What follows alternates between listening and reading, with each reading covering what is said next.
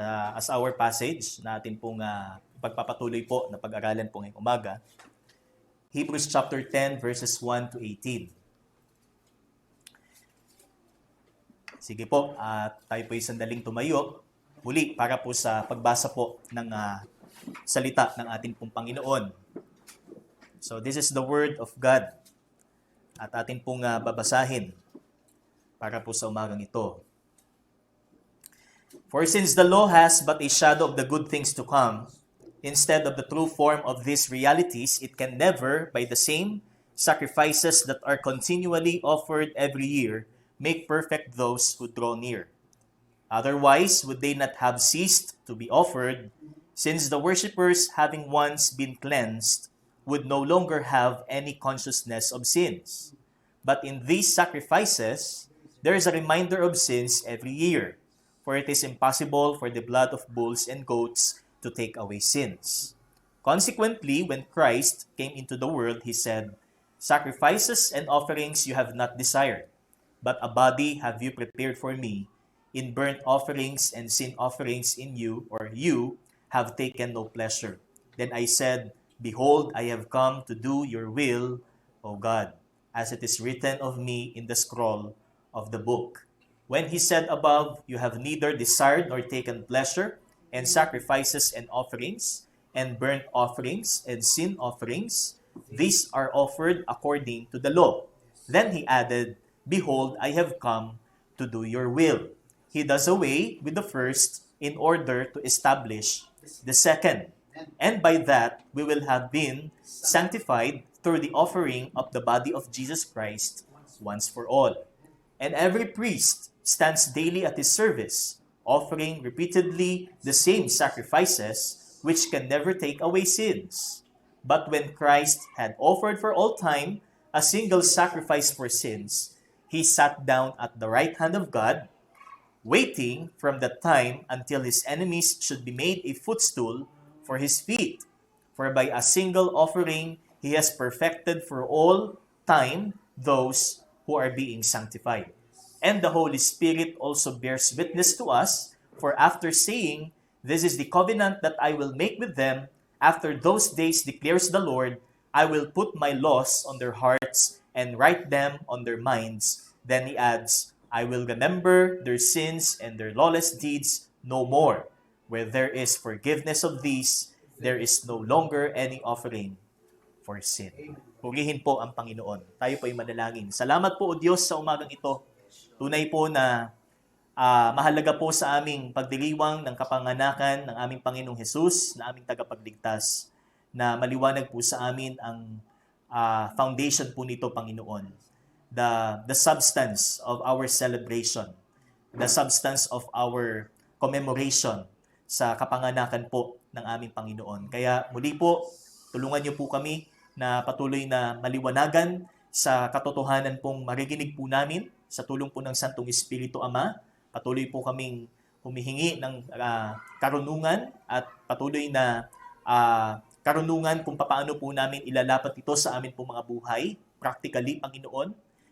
Hindi lamang dahil season po ngayon ng Christmas, kundi sa bawat araw din na inyo pong ipinagkakaloob sa amin ay ito po'y dalhin po namin, Panginoon, sa aming mga buhay. At ang inyo pong tagapagsalita ay gamitin nyo po lamang instrumento at patuloy nyo pong itago sa likod ng inyo pong kabanalan. At ang lahat ng kapahayagan na makikinig sa pulpitong ito ay patuloy po na magbigay po lamang sa iyo ng kapurihan at karangalan. Salamat po, Ama, sa iyo po ang kapurihan sa pangalan ng iyong anak na si Jesus. Amen at amen. Makakaupo na po muli ang bawat isa. Okay, our theme is about the story of Christmas, o ang kwento ng Kapaskuhan, o ang kwento ng kapanganakan ng ating Panginoon. So, we know that Christmas is traditionally sineselebrate traditionally December 25. Di po ba? Pero alam po natin that ito po ay wala sa Biblia. So, that is meron pong nag-reason na December 25 na ipinanganak daw po ang Panginoon ay ibinatay po niya sa season, which is a winter season.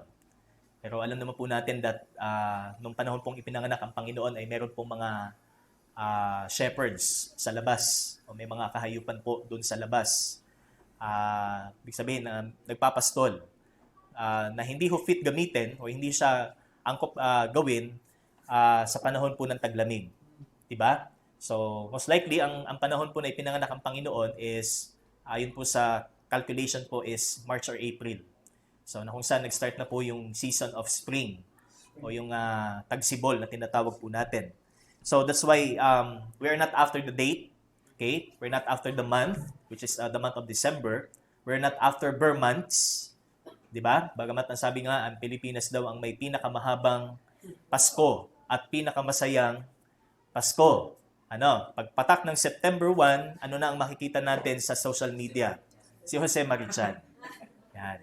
At yung mga awit ni Jose Marichan ang umaalingaw-ngaw sa mga radyo, sa YouTube, or sa ano pa mga programa, sa TV. So, puro kanta ho ni Jose Marichan. And pagpatak naman ng December, so mas lalo na pagka nagsimula na po ang vacation, so nag-start na po yung pagkukumahog ng mga tao sa pamimili para sa mga exchange gifts. So, which is lagi po natin ginagawa taon-taon.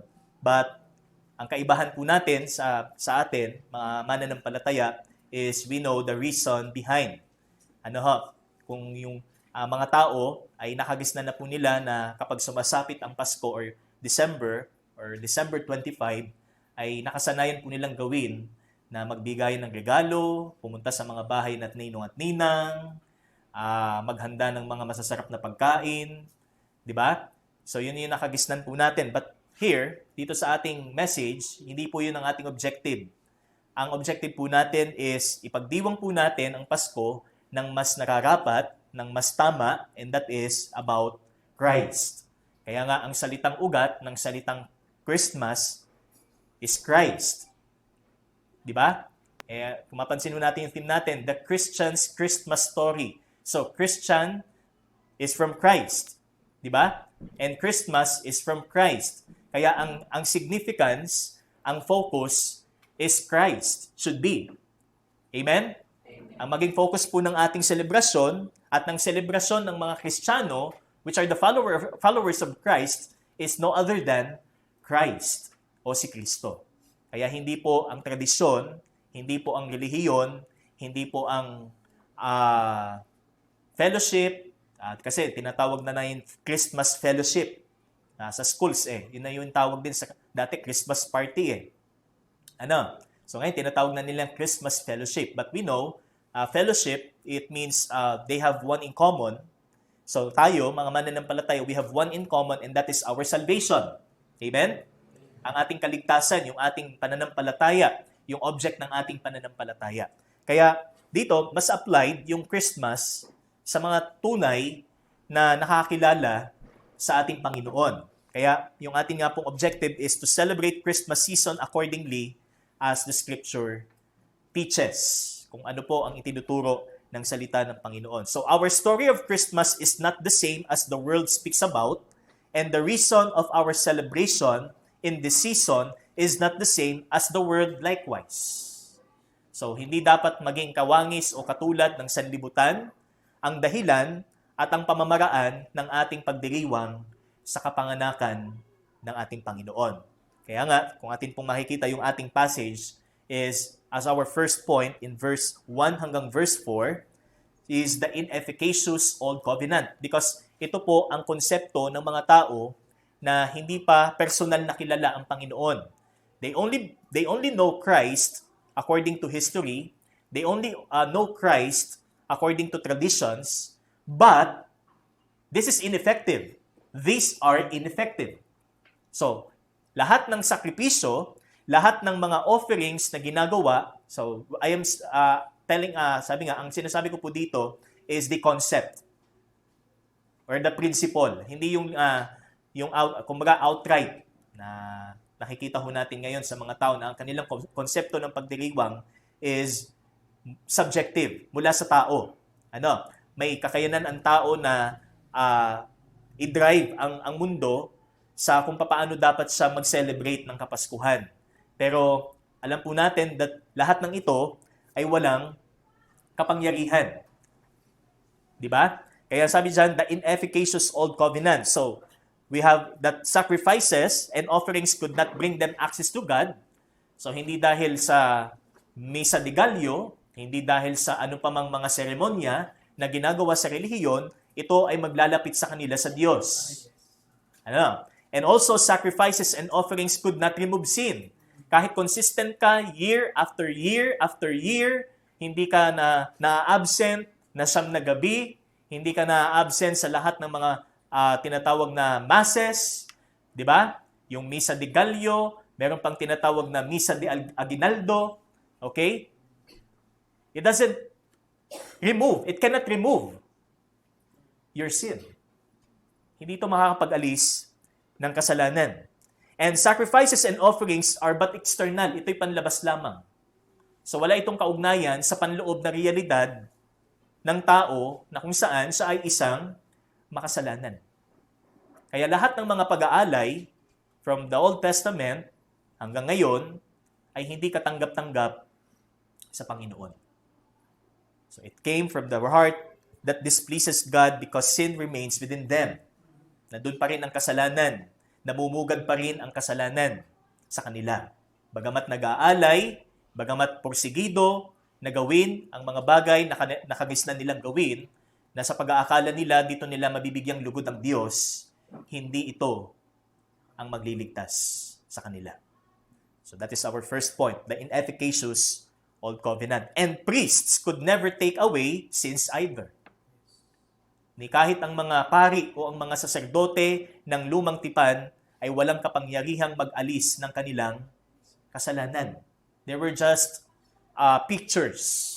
They were just illustrations kung paano ang Diyos ay nagpapatawad sa kasalanan. Kung paano ang Diyos ay, kung yung tinatawag natin yung dealing ng Panginoon sa kasalanan. Ito po yung ating makikita in the Old Testament. So, again, neither the sacrifice nor the one who officiates the ceremony can take away our sins, for all have sinned and fall short of the glory of God. Diba? So that is the bottom line. For all have sinned and fall short of the glory of God. Romans 3:23. And their story of Christmas, that's why their story of Christmas is a promotion of their goodness and sincerity. Hindi talaga ito ang bukal mula sa pusong pag-aalay. Hindi ito yung mula sa pusong nalulubag or nalulungkot or na nagdadalamhati sa kasalanan. Kaya sabi po doon sa 1 Samuel, yung isang text na binasa po natin 2 weeks ago, is ang mas nakalulugod sa Panginoon is obedience. So obedience is better than sacrifice. Hindi ang kalugod-lugod sa Diyos is you are able to give, you are able to offer, you are able to present something, but obedience. At hindi mangyayari sa atin ang isang katanggap-tanggap na paghahandog o pag-aalay kung hindi tama ang ating puso sa Panginoon. Kaya kinakailangan ng isang taong mag-aalay sa Kanya ay may tamang relasyon sa Kanya. Meron siyang tamang pagkakilala sa Diyos. Meron siyang tamang pananaw sa Kanyang paghahandog sa Panginoon. So ganun po ang nakapaloob sa ating tipan, mga kapatid. Bilang isang iglesia, bilang isang kawan, na ihandog natin, hindi na ang patay ang maghahandog, walang kakayanan, ang patay na magligtas. Kundi ang buhay na binuhay ng Panginoong Jesus. Kaya sabi doon sa Romans 12, we should present ourselves as a living sacrifice, not a dead sacrifice. Diba? Kaya, their story of Christmas is a promotion of their goodness and sincerity. So, this is a self-promotion actually. Ang pinopromote nila ay ang kanilang sarili, ang tao, but from a heart that displeases God because sin remains within them. Ngunit nananatili pa rin ang kasalanan sa kanila kung kaya't ito ay hindi nakalulugod sa Panginoon. But our story, that's why our theme is the Christian story, is about the real reason of our celebration. and that is Christ. So that is our second point, the efficacious new covenant. This is our covenant. This is our story. Amen? Amen. Ito ho ang kwento natin, hindi yung kwento ng taong nasa labas. Na ang kanilang paniniwala sa Pasko ay basta laang I'm sorry, kasi nagiging kalakaran po yun eh. Na dahil mas maraming tao, mas maraming pera, so may mga nag-aabot ng sobre, di ba? Na nakasulat Merry Christmas and Happy New Year. So, material sa makatuwid. So, ang konsepto nila ng Pasko is material. Mas malaki ang kita. Pero spiritual ho tayo. Sapagkat ang tunay na mensahe ng Pasko ay ang Panginoong Jesus. Okay? So, the efficacious new covenant, so we have tackled last Sunday, the first two subpoints. First is that Christ is determined to obey the will of the Father. We celebrate because of the obedience of Christ. That's why he said in verse 6 or verse 5, consequently, when Christ came into the world, he said, sacrifices and offerings you have not desired, but a body have you prepared for me. In burnt offerings and sin offerings you have taken no pleasure. Then I said, behold, I have come to do your will, O God. He fully obeyed the will of the Father. Dala niya ang katawan. Yung tinatawag nating katawang walang kasalanan. The sinless body of Christ. That's why yung incarnation o yung pagkakatawang tao po ni Kristo ay nagsisignify ng kanyang full obedience sa kalooban ng kanyang Ama. Kaya ang ating kwento ng Pasko, our story of Christmas is about Christ's obedience, not our obedience. Kasi, nandun na sa atin bilang isang tao, may kakayanan tayong sumunod. May kakayanan tayong maging, kumbaga, follower. Subalit, yung obedience na pinapakita ho dito is hindi sa atin, kundi ito ay pagsunod ng Panginoon bilang anak sa kanyang Ama. Ano po? Kaya, first, it's about Christ's obedience. He obeyed His Father to fulfill the plan of salvation. Kaya sana maliwanag sa atin na hindi lang dahil may mga dekorasyon, hindi lang dahil may nangangaroling, hindi lang dahil may puto bumbong o bibingka o ano pa mang mga sikat na pagkain natin naaalala ang Panginoong Hesus o ang Pasko. O dahil may mga prutas sa ating mesa. O dahil may mga programa sa TV na Christmas specials, Christmas station IDs. Saka lang natin masasabing, ay, Pasko na nga. Yung mga jingles na nakikinig natin sa mga pasyalan. Ay, Pasko na nga. Ang simoy ng hangin, amihan. Ay, Pasko na nga. Ang Panginoong Hesus kaya. Di ba? Kaya, first, the obedience of Christ. Ano ang ginawa ng Panginoon in the entirety of His stay? Nung siya po'y nandito pa, sumunod siya sa kanyang Ama. Kaya, ang Pasko is hindi siya about hindi siya about yung grandiose, yung pagiging engrande. Yan po yun. Di ba, sa TV, nakita natin, pagandahan ng display, pagandahan ng Christmas tree, pataasan. Pero yung message ng Pasko is about humility. Sa sabsaban hindi naman siya sa isang magandang lugar ipinanganak. Wala nang kwarto nung panahon na yun na pwedeng tuluyan sina Maria at Jose para ipanganak ang kanyang sanggol. Kaya sa sabsaban ho ipinanganak or sa isang kuweba na mayroon pa kainan, at doon po inihimlay ang Panginoon. So that is the total opposite of the real message. Kung ano po yung konsepto ng Pasko ngayon, sa tunay na mensahe ng Pasko. Okay? Okay?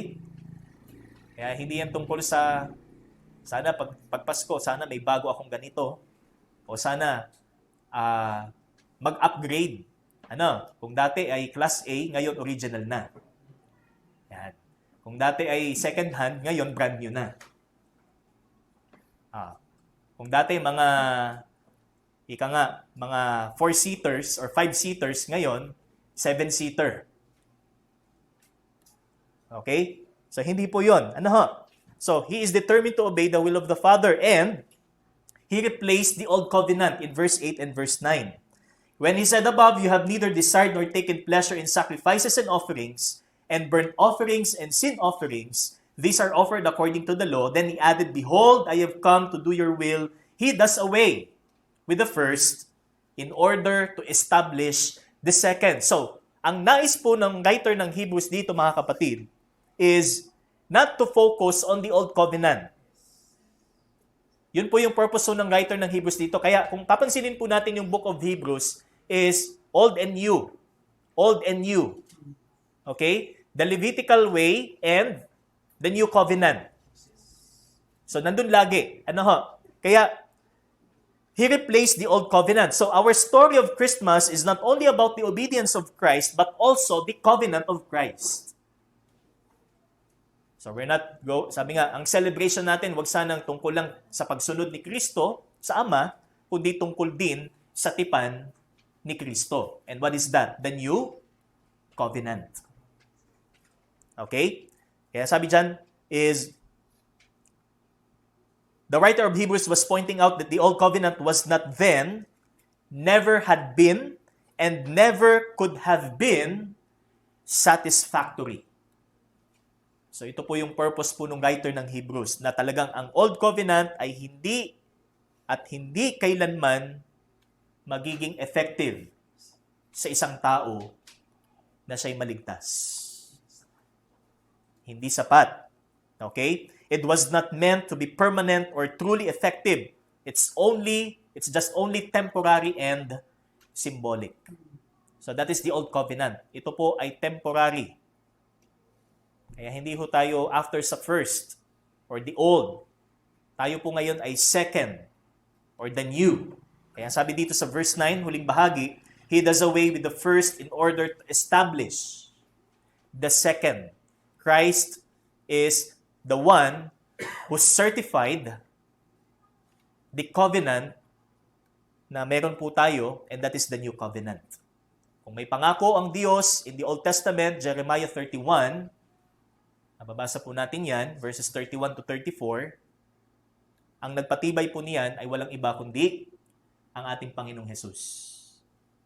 So, hindi po tungkol sa atin, okay? Kundi tungkol sa Panginoon. Our focus should be on the second one. Dahil dito tayo nabibilang. Ano po? And that is the perfect and effective one. The new covenant. Ito po yung tipan. Kaya sabi ng Panginoon sa Lord's table po natin, ito ang tipan na pinagtitibay ng aking dugo. Okay? Yun pong ating communion. So ito'y pinagtitibay ng dugo ni Kristo. Hindi ito tradisyon lamang. Hindi ito seremonya lamang. Hindi natin pwedeng gamitin yung passage na yun kung ang konsepto ho ng ating pagpapartake ng tinapay at ng saro is just only a mere ceremony. Kundi merong sense and substance kung bakit natin ito ginagawa. Ito ay pag-alaala natin sa Panginoong Hesus na namatay, nalibing at muling nabuhay para sa atin. So yun po mga kapatid. Kaya, that is the perfect and effective one. Okay? Kaya yung isang sikat na awit ng Christmas hymn, ano po sabi? Let us be joyful to the world. Okay? Joy to the world, the Lord is come. Dumating ang Panginoong Hesus. Dumatal ang hari ng mga hari. Kaya pagdiwang ho natin sapagkat naganap ang kanyang pagparito, hindi ho ito isang kwento lamang. Hindi lang ho ito isang kaisipan, or imahinasyon ng tao. Okay? Joy to the world, the Lord is come. Let us be glad for Christ came to us. Kaya magalak tayo sapagkat pumarito ang Panginoon. Hindi man natin aktwal na nakita ang sanggol, hindi man natin aktwal na nakita ang mga kaganapan, subalit inihayag po sa atin ang banal na kasulatan, and by faith we believe that He came into this world. He came to us. So that is our second. He replaced the old covenant. Kaya wala ng bisa at walang kapangyarihan ang ano pa mang pamamaraan o seremonya o pag-aalay na ginagawa ng tao sa pag-aakala niyang tama ang kanyang pag-aalaala o kanyang pagdiriwang ng Pasko.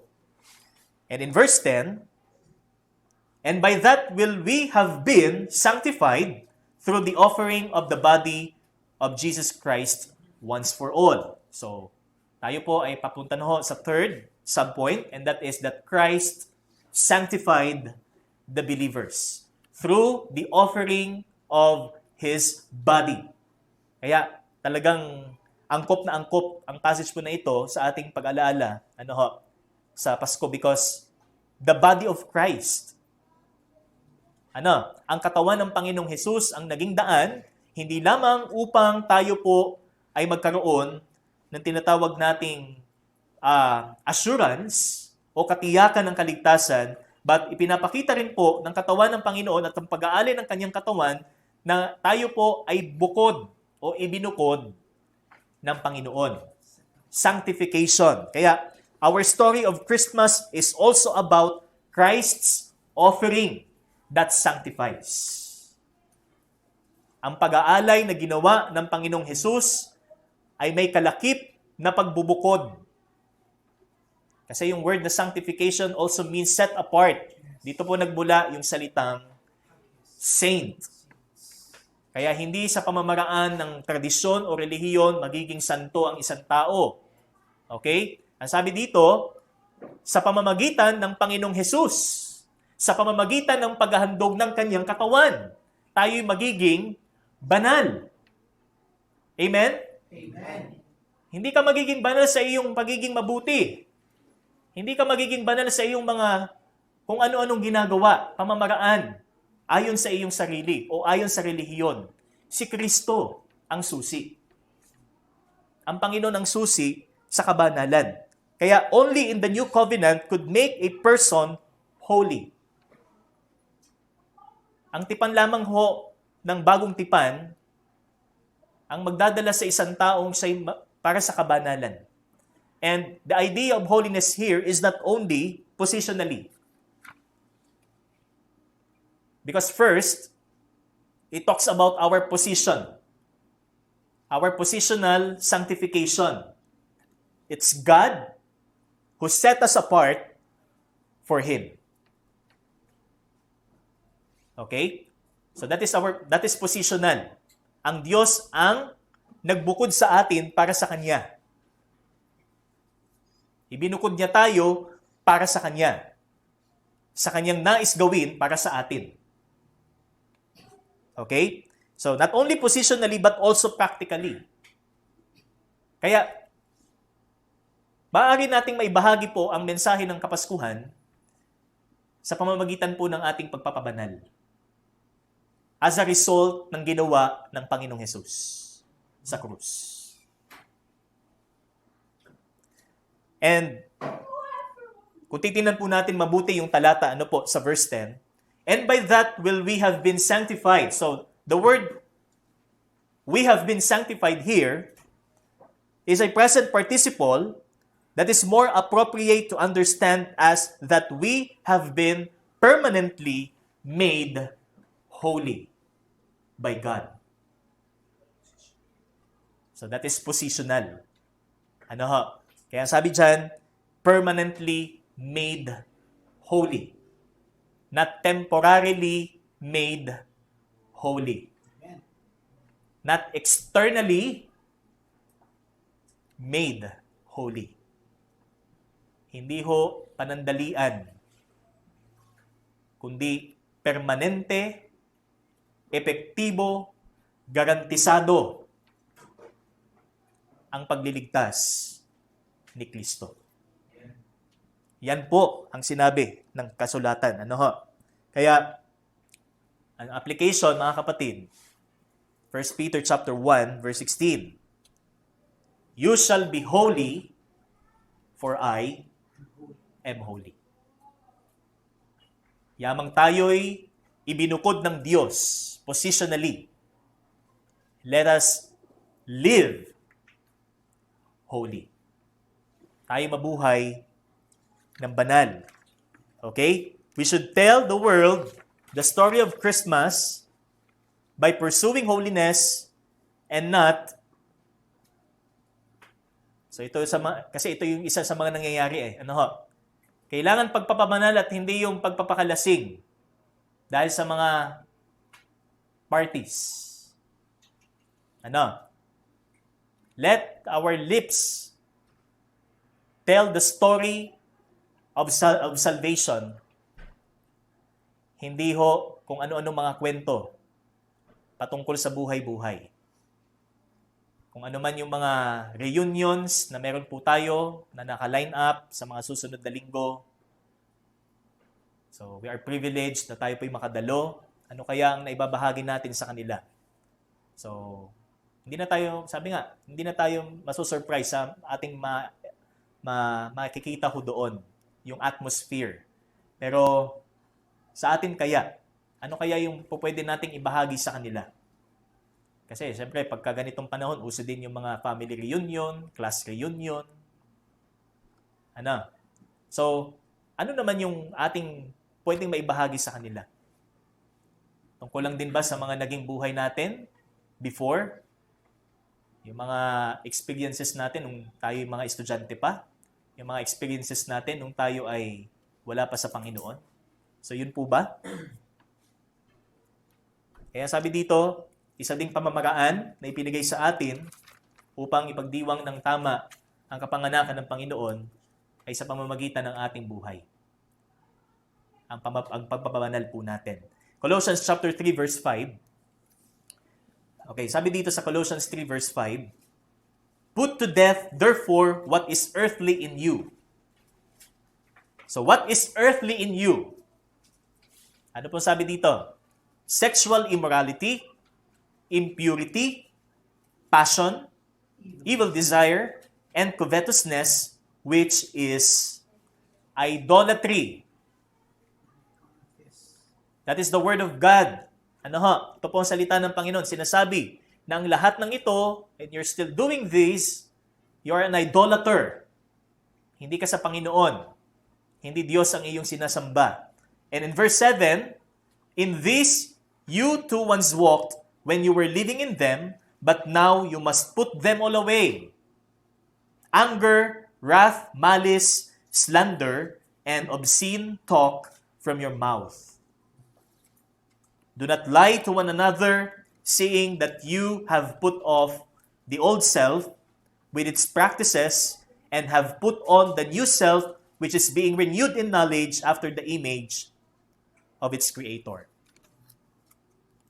So that is pursuit, or that is the pursuit of holiness. That is pursuing what is holy, what is right, what is good before God. Isa din pamamaraan na may bahagi po natin ang tunay na mensahe ng kapanganakan ng Panginoon ay ang pagbabagong ginawa ng Diyos sa atin. Kung paano tayo nakaalis sa mga ganitong kasalanan. Kung paano tayo nagsa-struggle na talagang itigil at hindi na ipagpatuloy ang mga kasalanan ito sa atin. Okay? And also, not only that Christ sanctified us, kaya nga yung ating pagpapabanal, mga kapatid, ay hindi lang ho sa, kumbaga, kahit hindi Pasko, ano ho, kahit ho ang Pasko ay nag-remind po sa atin para sa ating kabanalan. Kahit ang pag-aalaala po natin sa Panginoong Jesus, sa kanyang kapanganakan, ay nananawagan din po ng ating pagpapabanal. Kaya wala akong pinipiling panahon para sa kabanalan. Amen? Amen. Mapa-araw o gabi, mapalinggo o Lunes o Sabado, ang salita ng Diyos ay nagtuturo pa rin na tayo po'y magpabanal ng ating buhay. Next, Christ removed our sins. Inalis, tinanggal ng Panginoon or inalis ng Panginoon ang ating mga kasalanan. So, in verse 11 and verse 12, makikita po natin,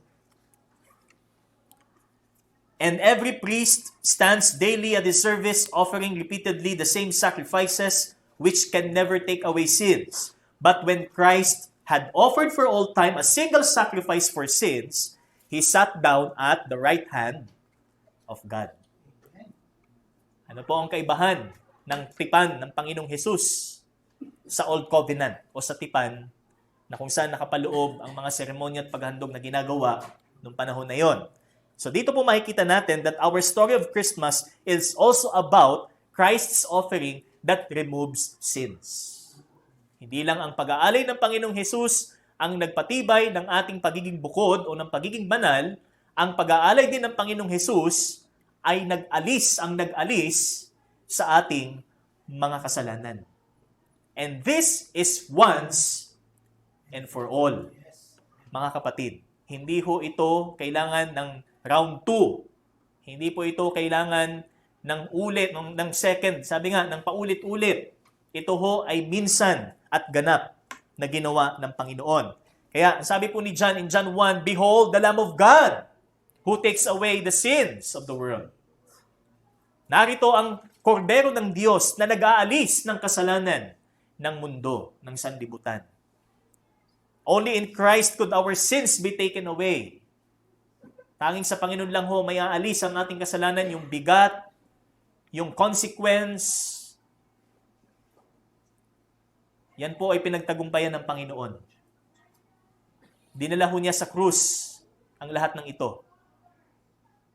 Once and for all. Kaya yung sinabi dito ho sa text, he sat down. It means that his work is complete. That God was satisfied with what he had done. Sa krus ng Kalbaryo. It indicates the total opposite of Christ's work as compared to the Levitical priests. Because Levitical priests, kailangan nilang tumindig the whole time sa pag-aalay. At hindi sila pwedeng umupo hanggat hindi natatapos ang pag-aalay. Ngunit ang Panginoong Hesus, minsan lang siyang nag-alay at ngayon nakaupo sa kanan ng Ama. It means that the work is fulfilled, the work is completed. They always stood because their ministry was never finished, but Christ sat down after his sacrifice because his work was finished. There are many priests in the Old Covenant. Napakaraming saserdote. Actually, there are hundreds or thousands of priests. At meron po yung mga shifts or rounds para isagawa po ang pag-aalay. But sa kabila nito, they could not make any effective sacrifice for sin. Ni isa sa mga pag-aalay na nangyari noon ay hindi naging epektibo.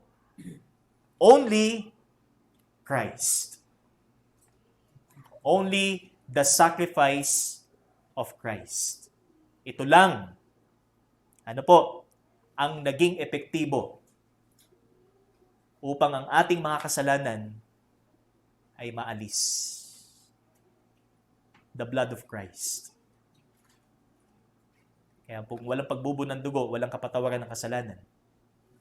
Kaninong dugo? Dugo ng Panginoon. It's not the blood of the bulls and the goats. Kahit ilang litro man yan, kahit ilang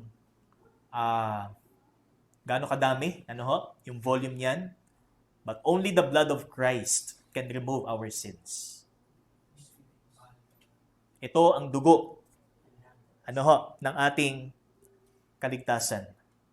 They make sacrifices and offerings again and again and again but could never take away sins. Kahit paulit-ulit, kahit araw-araw, kahit oras-oras, kahit walang tigil. Hindi ito makapag-aalis. Ngunit ang minsang pag-aalay ng Panginoon, He took away our sins for all time. Sa lahat ng panahon, Hindi sa isang partikular na panahon lamang. Ganon kapangyarihan po ang dugo ng Panginoon. That's why in Christ alone,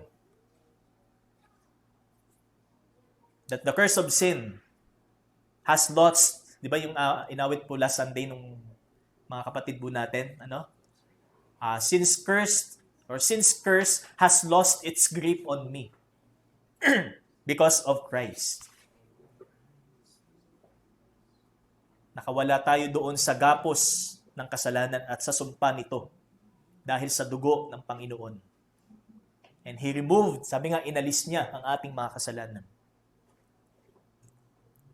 Kaya mga kapatid, samantalahin po natin ang panahong ito, ang pag-aalaala sa kapanganakan ng Panginoon sa pagsasabing ang ating kapatawaran ay hindi sa pamamagitan ng anumang pag-aalay mula sa tao, kundi kay Kristo.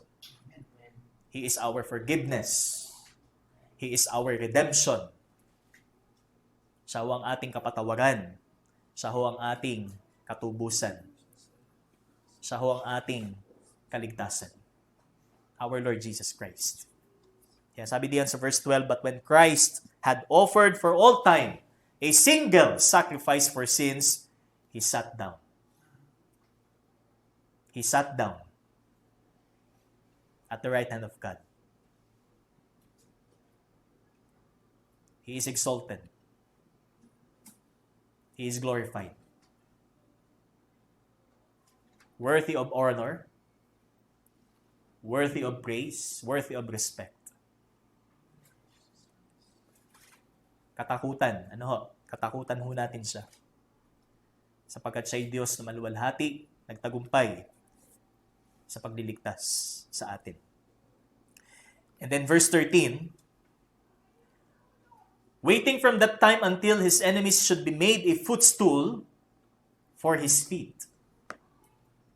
Kaya hindi lamang ang pagsunod ng Panginoong Hesus sa Kanyang Ama o ang tipan ng Panginoong Hesus o ang offering ng ating Panginoong Hesus ang dapat nating alalahanin sa panahon ngayon, Christmas season, but also the triumph of Christ, ang tagumpay ng ating Panginoon in verse 13. That's why our fifth is that Christ destroyed His enemies.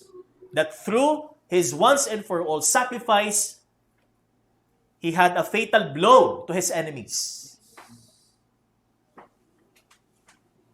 That is Genesis 3:15, di ba? Sabi po doon, tutuklawin ang sakong, pero siya naman ang dudurog sa kanyang ulo. The death of Christ is a fatal blow to all His enemies. Okay? He conquered sin, He conquered death, and He conquered Satan. Pinagtagumpayan niya ang kamatayan, ang kasalanan, at higit sa lahat, pinagtagumpayan niya ang kaaway. Hebrews chapter 2 verses 14 and 15. Tingnan po natin. Ang sabi po dyan, kaunting atras lang po ito. Hebrews chapter 2 verses 14 and 15. Since therefore the children share in flesh and blood, He Himself likewise partook of the same things, that through death He might destroy the one who has the power of death, that is, the devil, and deliver all those who through fear of death were subject to lifelong slavery. Through the death of Christ, di ba? Sabi dyan, He might destroy the one who has the power of death. Kaya hindi ho totoo na ang Panginoon, nung siya ipinako sa krus, is the one defeated. But He is the one who, sabi doon, who finished and conquered Satan. The word tetelestai, it is finished. I conquered. Christ conquered sin, death, and Satan. The one who has the power of death, He conquered. Okay? Kaya ganap ang ating kaligtasan, ang kalayaan, at ang buhay na walang hanggan sa ating Panginoong Hesus. And Colossians chapter 2 verses 14 and 15, makikita din po natin. Sige, babuksan po natin. Colossians chapter 2 verses 14 to 15, makikita po natin. Sabi dyan, okay, from verse 13 po, basahin ko po, ana. And you were dead in your trespasses and the uncircumcision of your flesh. God made alive together with him, having forgiven us all our trespasses, by canceling the record of debt that stood against us with its legal demands. This he set aside, nailing it to the cross. He nailed it to the cross once and for all. Our debt, which is sin, ang ating kasalanan. Okay? And he disarmed the rulers and authorities and put them to open shame by triumphing over them in him.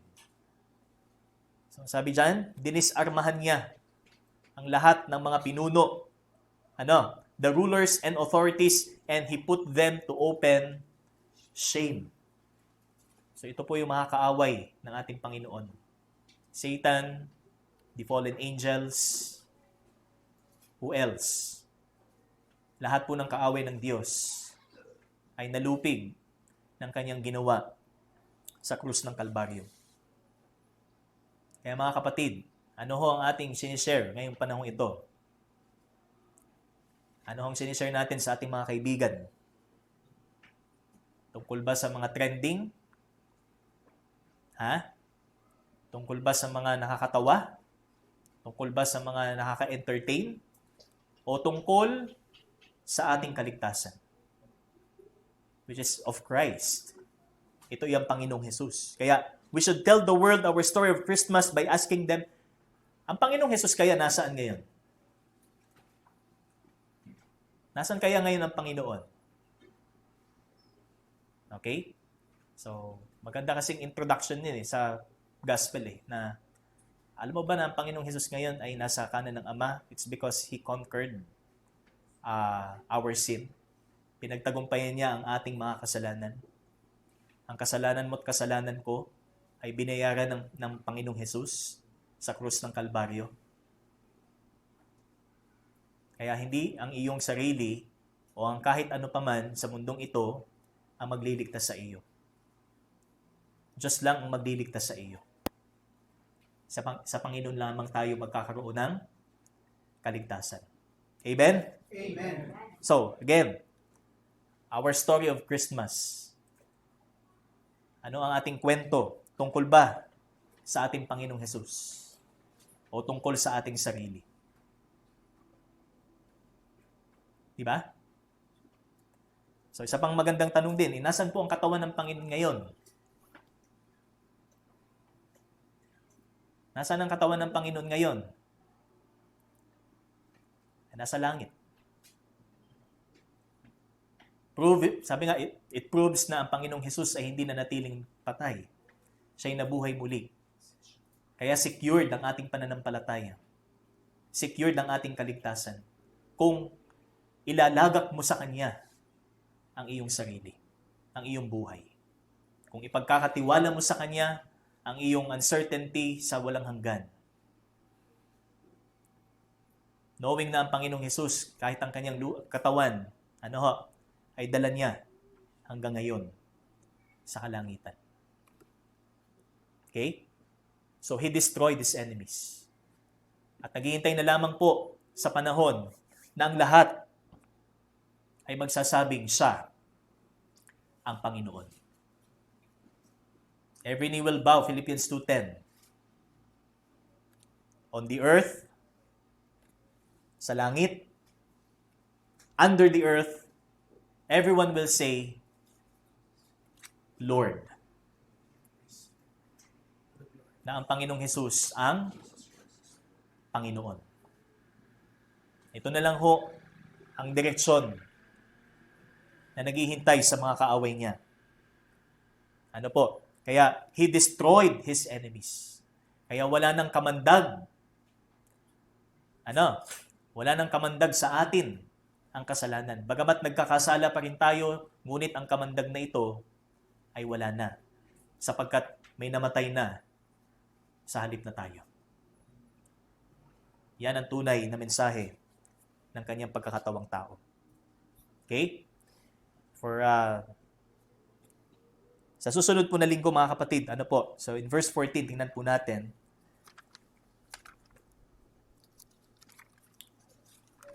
So sabi po diyan sa verse 14, "For by a single offering He has perfected for all time those who are being sanctified."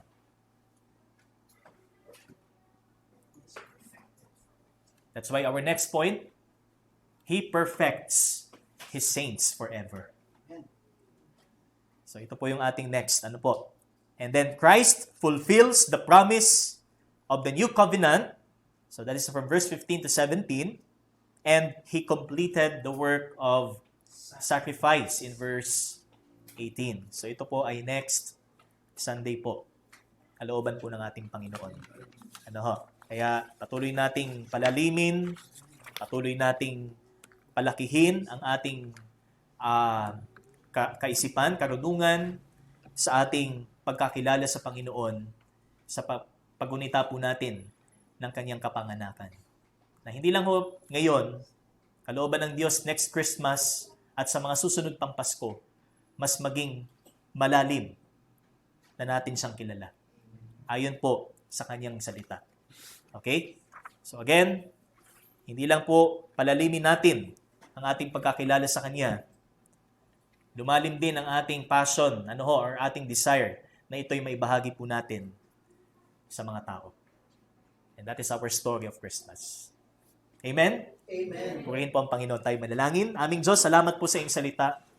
Kaligayahan po namin na patuloy na pagbulay-bulayan at alalahanin ang tunay na dahilan ng inyo pong pagparito sa mundo. Salamat po, Panginoon, sapagkat taglay po namin ang kagalakan, ang katotohanan, at ang katiyakan. Dulot ng inyo pong pagparito sa lupa. Dulot ng inyo pong pagliligtas. Purihin ka sa lahat ng ito, Panginoon, na bilang aplikasyon po namin, O Diyos, ay maibahagi po namin ito sa mga taong wala pa sa iyo. Kabigatan po namin sila sapagkat, una, ito po ay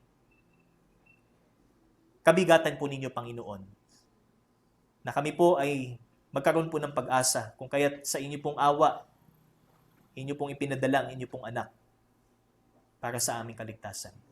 Salamat, Panginoon, sa inyo pong kaloob. Salamat sa inyo pong biyaya. Sa iyo pong kapurihan. Sa pangalan ng iyong anak na si Jesus. Amen at amen. Okay, purihin po ang ating Panginoon.